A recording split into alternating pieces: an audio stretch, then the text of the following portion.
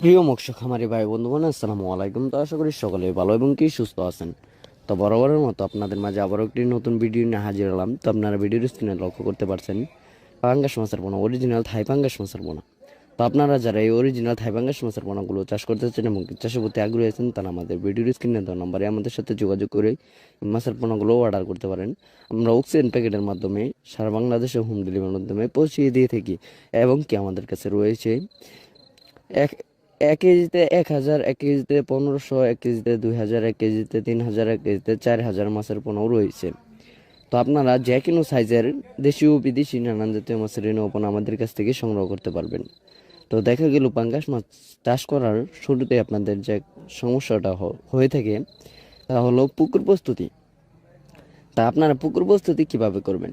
তো পাঙ্গাস মাছের পুকুর প্রস্তুত হবে এরকম: পুকুরের চারপাশে যত ময়লা আবর্জনা রয়েছে ওইগুলো কিছুটা পরিষ্কার করলেই হবে, কারণ আপনারা জানেন সকলেই যে পাঙ্গাস মাছ কিন্তু ময়লা আবর্জনাতেও বড় হয়ে থাকে। এবং কি পাঙ্গাস মাছের যে খাবারটাও রয়েছে সেটাও মনে করেন ময়লা আবর্জনাতেও খাবারটাও সঠিক মতো খেয়ে থাকে।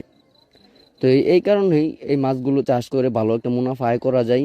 যেরকম যে কোনো পুকুরেতেই আপনারা যে কোনো জলাশয়েই এই মাছগুলো চাষ করতে পারবেন।